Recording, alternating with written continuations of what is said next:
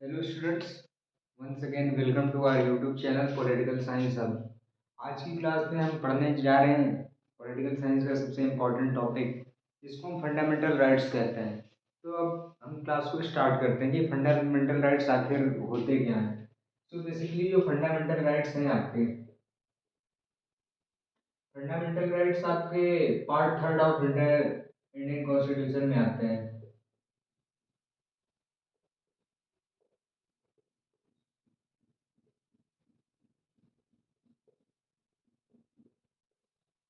और जो fundamental rights के आर्टिकल है, बेटा फंडामेंटल राइट्स आपके आर्टिकल 12 से लेके 35 तक में आएंगे। अब ये जो फंडामेंटल राइट्स हैं, इनको फंडामेंटल राइट्स कहते क्यों, बात ये आती है। इनको फंडामेंटल राइट्स इसलिए कहते हैं क्योंकि ये जो आपके फंडामेंटल राइट्स हैं, they are enshrined in the Indian constitution, that means they are mentioned in the Indian constitution. ये जो राइट्स आपको दिए गए हैं, ये इंडियन कॉन्स्टिट्यूशन में लिखे गए हैं या लिखे हुए हैं। इसके साथ साथ ये जो राइट्स हैं आपकी जस्टिकेबल हैं, दैट मीन्स अगर आपको कोई भी फंडामेंटल राइट वायलेट हो जाता है तो आप कोर्ट में अप्रोच कर सकते हो। फंडामेंटल राइट जब भी आपका वैलिड होगा, तब आप दो ही कोर्ट्स में जा सकते हो, one is high court and another is supreme court. So basically while fundamental rights are fundamental rights just because these rights are inscribed on Indian Constitution.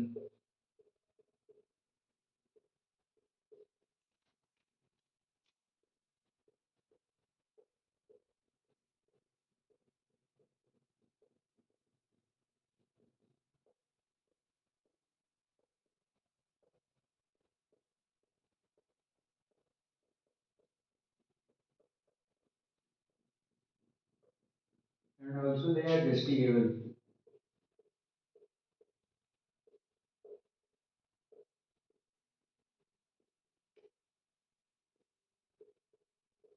यहाँ तक बात समझ में आ गई बच्चा? कहने का मतलब ये है कि जो फंडामेंटल राइट्स हैं आपके, ये इंडियन कॉन्स्टिट्यूशन के पार्ट थर्ड में आते हैं। और इसके साथ साथ जो इनका आर्टिकल है, वो आर्टिकल क्या है, आर्टिकल 12 टू 35 के बीच में आपके क्या दिए गए हैं, फंडामेंटल राइट्स दिए गए हैं। और इनको फंडामेंटल राइट्स कहा क्यों जा रहा है, क्योंकि ये कहाँ पे आपके कॉन्स्टिट्यूशन में लिखे हुए हैं, they are enshrined in your constitution and also they are justiciable. अगर आपका कोई फंडामेंटल राइट वायलेट हो जाता है, then you can approach to the court. और कौन कौन से कोर्ट में आप फंडामेंटल राइट्स के लिए अप्रोच कर सकते हैं, बेटा one is high court and another is supreme court.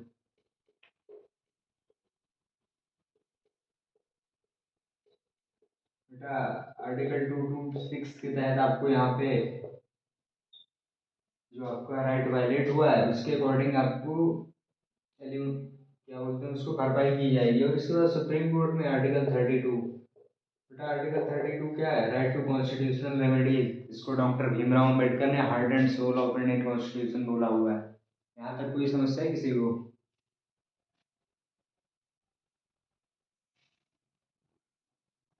अब बात ये आती है कि फंडामेंटल राइट्स होते कितने हैं। तो फंडामेंटल राइट्स बेसिकली आपके 6 टाइप के होते हैं। 6 फंडामेंटल राइट्स आपको कॉन्स्टिट्यूशन में मिले हुए हैं।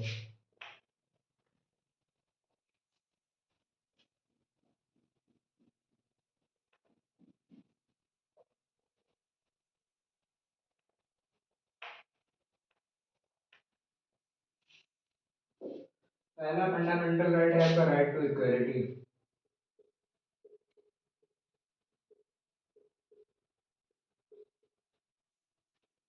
राइट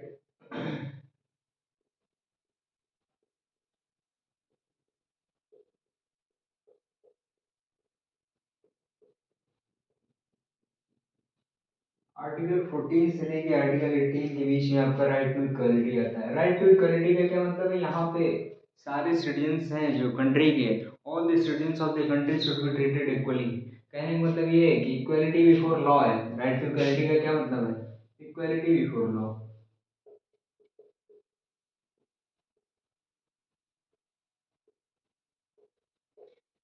इक्वलिटी बिफोर का मतलब, लॉ का मतलब ये है कि all the citizens of the country should be treated equally until, ये मतलब नहीं कि आप प्रेसिडेंट हैं, प्राइम मिनिस्टर हैं, आप बेगर हैं या क्या हैं, no matter irrespective of your profession, your standard, your quality, इससे कोई फर्क नहीं पड़ेगा। राइट टू इक्वलिटी का सीधा सा मतलब ये है कि all the citizen should be treated equally before law, कि मतलब यहाँ पे क्या है, सबके पास वोटिंग राइट है and each vote has same value.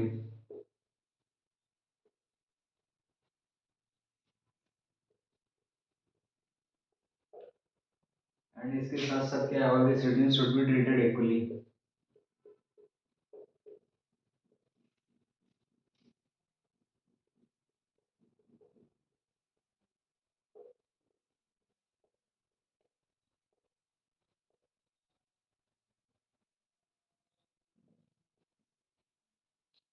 बेटा एक आर्टिकल बहुत फेमस है जो अक्सर एग्जाम में पूछा जाता है, article 17, that is abolition of untouchability.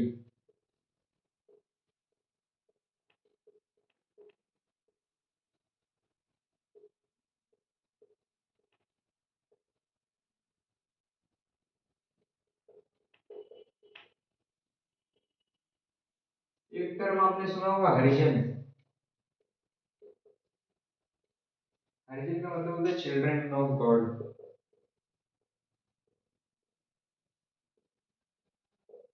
ये टर्म बेसिकली गांधी जी ने यूज किया था। अब इंडिया क्या है, इंडिया में कास्टिज्म बहुत ज्यादा था। यहाँ पे फोर वर्ड सिस्टम चला आ रहा था, दैट मीन्स कास्टिज्म इस तरह से था।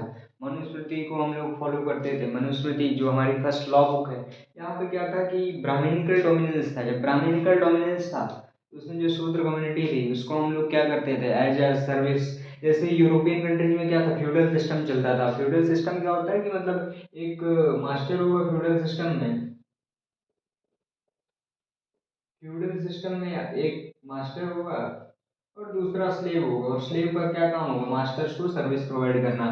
वैसे ही हमारे यहाँ ब्राह्मणिकल डोमिनेंस था, तो कास्ट सिस्टम चलता था। तो जो शूद्र कम्युनिटी के लोग थे उनको हम लोग बहुत निचले स्तर से देखते थे, उनसे सारे जो खराब काम होते थे वो उनसे कराए जाते थे। अब उसके चलते जब वो जैसे टॉयलेट क्लीनिंग का काम हो गया, ये सब वो शूद्र कम्युनिटी के लोग करते थे। जब शूद्र कम्युनिटी के लोग ऐसा काम करेंगे तो यहाँ पे हमारे यहाँ छुआछूत बहुत थी।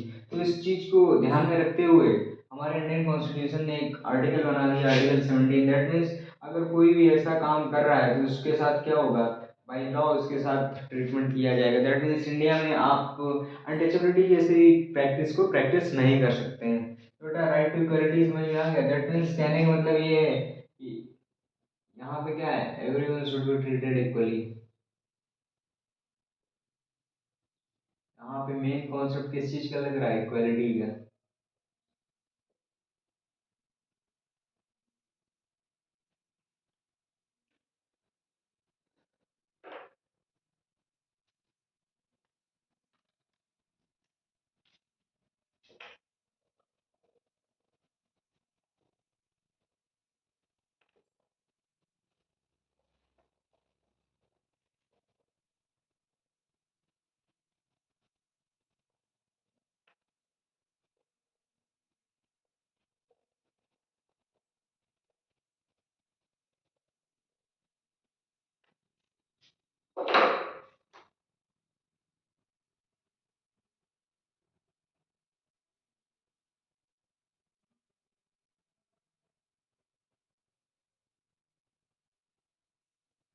नेक्स्ट फंडामेंटल राइट है आपका राइट टू फ्रीडम।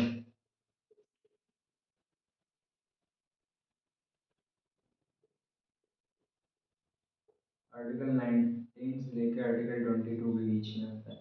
अब राइट टू फ्रीडम में क्या है, freedom of speech and expression है आपके पास।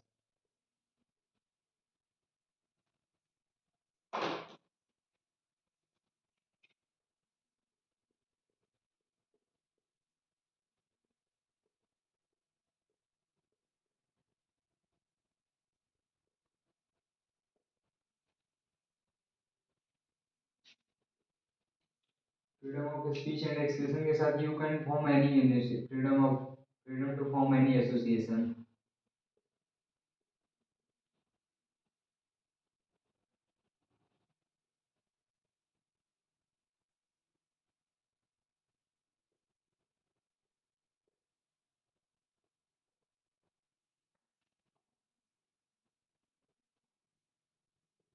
Freedom to travel all over India.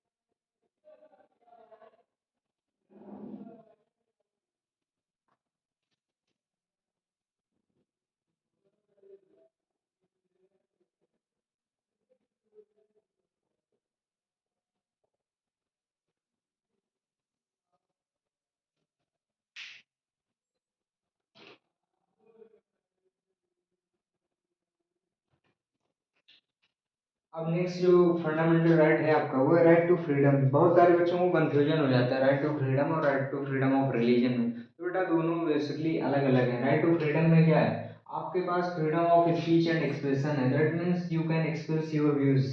आप क्या सोचते हैं आप अपनी गवर्नमेंट के बारे में, या आपकी थिंकिंग क्या है किसी पर्टिकुलर चीज को लेके, तो आप कंट्री में एक्सप्रेस कर सकते हो। जैसे हमारे पास fourth pillar of democracy media है आपका। और राइट टू फ्रीडम में क्या है, आप अपने जो व्यूज हैं आप उसको एक्सप्रेस कर सकते हो। हालांकि आप किसी को डिफेम नहीं कर सकते, यू कांट डिफेम एनीवन।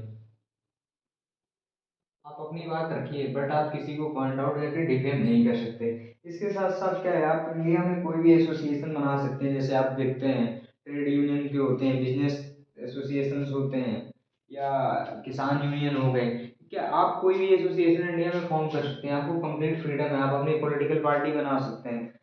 इसके साथ साथ बेटा राइट टू फ्रीडम में आ जाता है travel all over India. That means आप पूरे देश में कहीं पे भी घूम सकते हैं, आपको कोई रोक नहीं सकता। हाँ, आप कंटेनमेंट जोन में नहीं जा सकते, या जो रेस्ट्रिक्टेड एरिया है जो गवर्नमेंट ने बना रखे हैं स्पेसिफिक जो जोन्स बना रखे हैं आप वहाँ पे नहीं जा सकते। बट आप पूरे कंट्री में क्या कर सकते हैं, कहीं पे भी ट्रैवल कर सकते हैं। इसके साथ साथ बच्चा आपके पास freedom to profess any profession. That means ये फाउंडेशन नहीं है आपके अंदर कि आप पर्टिकुलर वही प्रोफेशन फॉलो करें जो आपके पेरेंट्स फॉलो करते आ रहे हैं, जो आपका एंसेस्ट्रल प्रोफेशन है। आपका जो व्यू है, जो आपका इंटरेस्ट है, आप उस प्रोफेशन को फॉलो कर सकते हैं। आप इंडिया में देख रहे हैं आज की डेट में सबसे ज़्यादा ऑक्यूपेशन मोबिलिटी हो रही है।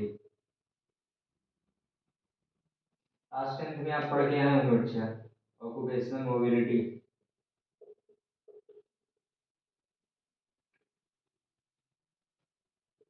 याद आ रहा है कुछ ऑक्यूपेशनल मोबिलिटी से? ऑक्यूपेशनल मोबिलिटी क्या है आपकी? बेटा ऑक्यूपेशनल मोबिलिटी का मतलब ये होता है जो आपका एंसेस्टर या आपके फादर जिस प्रोफेशन में, कि कहने का मतलब ये है कि आपका जो फैमिली बिजनेस है या फैमिली प्रोफेशन है, आप उससे स्विच कर जाते हैं किसी और दूसरे profession. That means changement of occupation is known as occupational mobility. whenever you change your profession, that is known as occupational mobility। तो बेटा ये था आपका दूसरा fundamental right, that is right to freedom. इसके बाद हमारा सीरियल से हम फंडामेंटल राइट्स पढ़ेंगे। हमारा तीसरा फंडामेंटल राइट है राइट अगेंस्ट एक्सप्लॉयटेशन।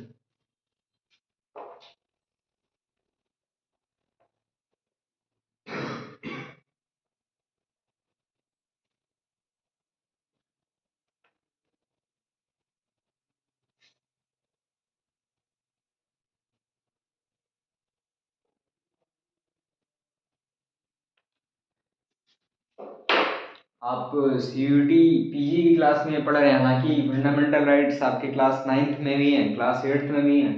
और हालांकि आप इतने दिनों से पढ़ रहे हैं तो अभी तक भूल चुके होंगे। सो बहुत कायदे से पढ़िए बेटा। Next fundamental right is right against exploitation.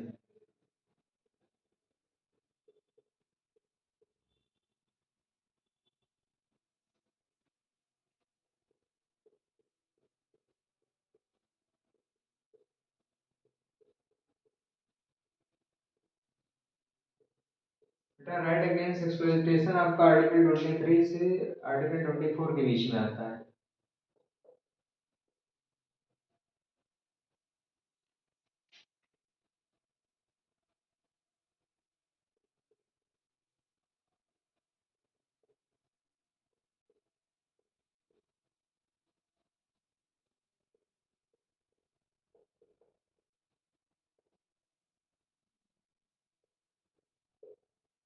अब आप इस चीज को समझिए, राइट अगेंस्ट एक्सप्लॉयटेशन मतलब कहने का ये कि आपके अगेंस्ट जो शोषण हो रहा है आप उसके अगेंस्ट आप अपनी आवाज उठा सकते हैं। दैट मीन्स अगर आपको ये लगता है कि आपका शोषण किया जा रहा है कहीं पे, आप देखते होंगे कि जैसे जो पुअर स्टेट है जैसे आपका बिहार हो गया, छत्तीसगढ़ हो गया, तो वहां से लोग ले आ जाते हैं ढाबे आबे में काम के लिए। तो आप इसका जीता जागता उदाहरण, अब क्या है उनके साथ क्या हो रहा है, एक्सप्लॉयटेशन हो रहा है। बट हमारे कॉन्स्टिट्यूशन ने ये राइट दे रखा है that they can approach the court and they can avail there fundamental right, that is right against exploitation. देखो ह्यूमन ट्रैफिक का ये मतलब नहीं बेटा कि व्हीकल से आप रिलेट कर लो। ह्यूमन ट्रैफिक का मतलब होता है buying and selling of human beings.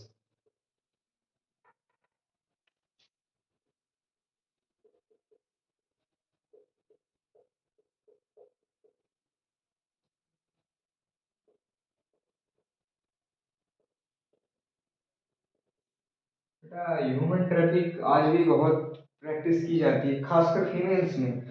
बहुत सारे जो फीमेल्स हैं उनको बाय एंड सेल किया जाता है बहुत सारे इमोरल पर्पजेस के लिए। और रही बात बेगर्स की, तो आप देखते हो कि कई बार कि छोटे छोटे बच्चों से जबरदस्ती रोड किनारे भीख मांगते हुए आप देखते हो, तो उनको कई बार फोर्स किया जाता है इस चीज़ के लिए कि दैट आपको ये बेगिंग का काम करना है। इसके साथ साथ बेटा चाइल्ड लेबर, आप सभी को पता है कि कोई भी बच्चा जिसकी एज 14 है, उसके नीचे का अगर कोई भी कैंडिडेट है तो आप उसको किसी भी लेबर वर्क में नहीं रख सकते। अगर आप उसको लेबर वर्क में रख रहे हैं तो आप और जो भी ऑर्गेनाइजेशन इनको रखेगा, दोनों ही एक क्रिमिनल ऑफेंस के अंदर आ जाते हैं। तो कहने का मतलब ये है कि जैसे ह्यूमन ट्रैफिक हो गया या बेगिंग हो गई है, चाइल्ड लेबर जैसे एक्सप्लॉइटेशन आपके साथ हो रहे हैं, दैट उस मूवमेंट में आप क्या कर सकते हो, आप कोर्ट में जा सकते हो, क्योंकि ह्यूमन ट्रैफिकिंग भी पूरी तरह से बैन कर दी गई है। चाइल्ड लेबर भी बैन। बेटा बेगर यहाँ पे क्या है, बेगर आप अपनी अगर इच्छा से अगर आप वो काम कर रहे हैं तब तो ठीक है, लेकिन ऐसा कई बार होता है कि छोटे छोटे बच्चों से लोग भीख मंगवाते हैं, तो वो क्या है, वो एक ऑफेंस है। तो बेटा समझ में आया राइट अगेंस्ट एक्सप्लॉइटेशन क्या है? कहने का मतलब ये है कि अगर आपका शोषण हो रहा है तो आप कोर्ट में अप्रोच कर सकते हैं। अब फोर्थ हम फंडामेंटल राइट पढ़ेंगे बच्चे अपना।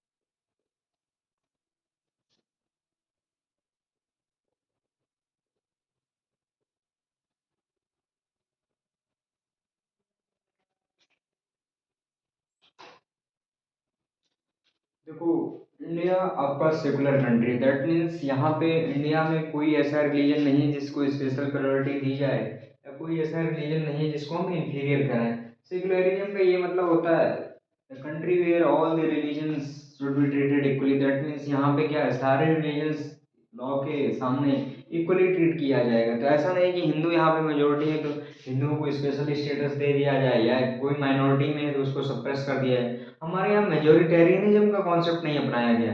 हमारे यहाँ क्या है, right to freedom of religion है।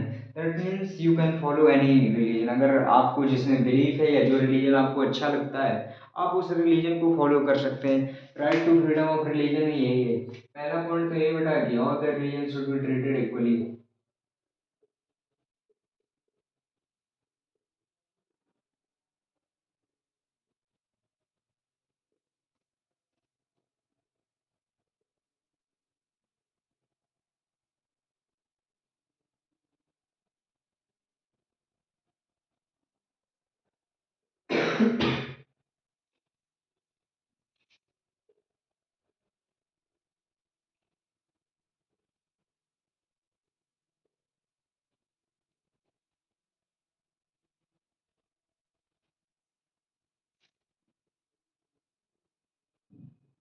बेटा पहली बात, सारे रिलीजन इक्वली ट्रीट किए जाएंगे। दूसरी बात, कोई भी कैंडिडेट कोई भी रिलीजन फॉलो कर सकता है। और इसके साथ साथ people can propagate any of religion whatever they want।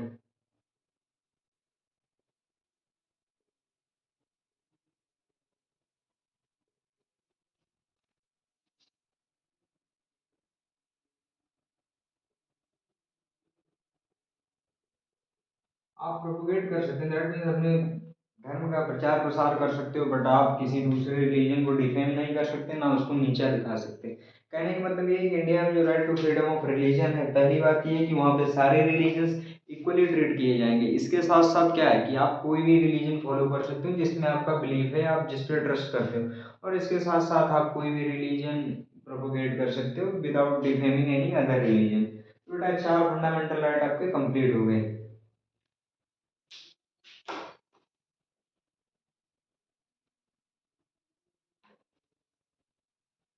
अच्छा, आपका फंडामेंटल राइट है cultural and educational right.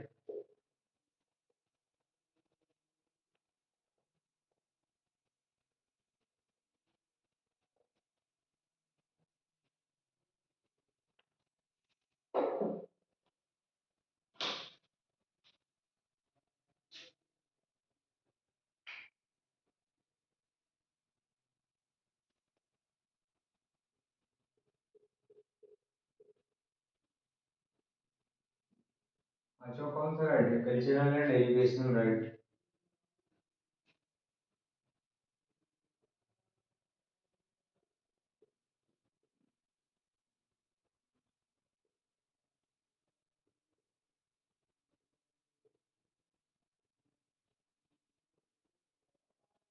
Article 29 और आर्टिकल 30 ये आपका कल्चरल एंड एजुकेशनल राइट आता है। अब कल्चरल राइट में क्या है कि जो आपका लिंग्विस्टिक कल्चर चला आ रहा है या ट्रेडिशनल।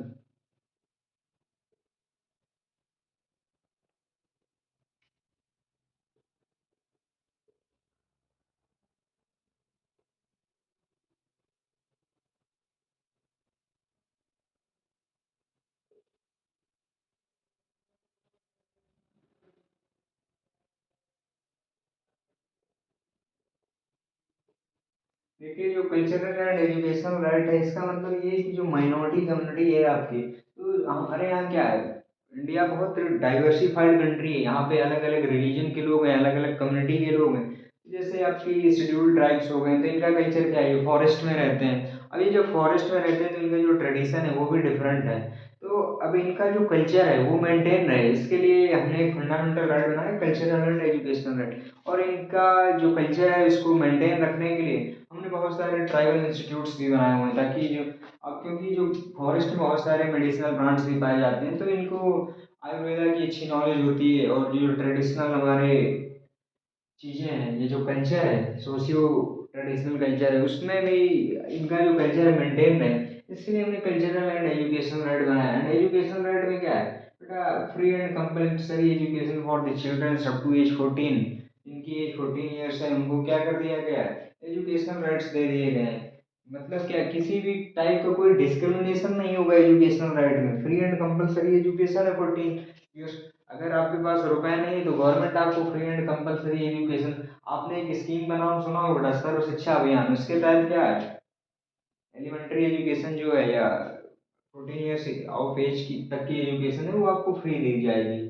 तो बेटा, लास्ट फंडामेंटल राइट बचता है आपका राइट टू कॉन्स्टिट्यूशनल रेमेडीज।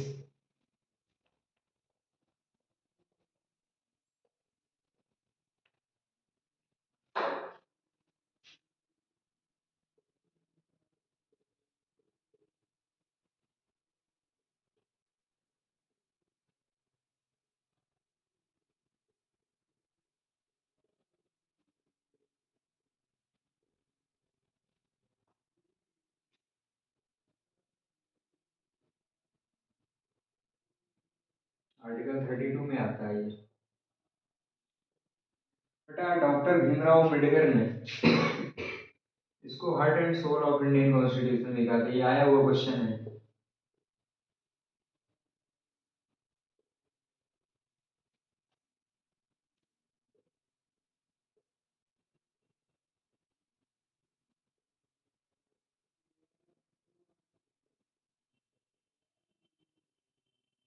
देखो, नाम से ही पता चल रहा है राइट टू कॉन्स्टिट्यूशनल रेमेडीज। कहने का मतलब ये है कि ये फंडामेंटल राइट आपको तब मिलता है जब आपका कोई भी राइट वायलेट हो जाए, तो आप सुप्रीम कोर्ट में अप्रोच कर सकते हो। और सुप्रीम कोर्ट की ये ड्यूटी है कि जो आपका राइट वायलेट हुआ है उसकी रेमेडी आपको प्रोवाइड की जाए। रेमेडी का मतलब ये कि जो आपको लॉस हुआ है उसकी भरपाई की जाए। जब सुप्रीम कोर्ट आपके किसी भी फंडामेंटल राइट्स के वायलेशन की भरपाई करता है, तो कौन से राइट्स की वजह से करता है, right to constitutional remedies. That means अगर आपका कोई भी राइट वायलेट हो जाता है तो आप सुप्रीम कोर्ट में अप्रोच कर सकते हो। और सुप्रीम कोर्ट की ये ड्यूटी है कि आपको रेमेडी प्रोवाइड की जाए। तो बेटा, ये था आपका topic fundamental rights. Indian constitution में आपके 6 फंडामेंटल राइट्स हैं, और ये part third of Indian constitution में आते हैं बच्चा। और आर्टिकल इसके 12 to 35 है। तो बेटा, ये थी हमारी आज की क्लास। और ऐसे ही बेटा आगे क्लास लेने के लिए सीयूईटी पीजी का लगातार हम कोर्स कराते रहेंगे। तो आप इस चैनल को सब्सक्राइब कर लीजिए और चैनल का नाम आपको दिख ही रहा है। और जो भी सीयूईटी यूजी पीजी या क्लास 11th का या क्लास 9 10th का कोई भी बच्चा है उसके साथ ये आप शेयर कर सकते हैं। दैट मीन्स कहने का मतलब ये है कि ह्यूमैनिटी स्ट्रीम का कोई भी बच्चा है, आप उसके साथ ये वीडियो शेयर कर सकते हैं। Thank you so much. बेटा आज की क्लास हम यहीं से एंड करेंगे।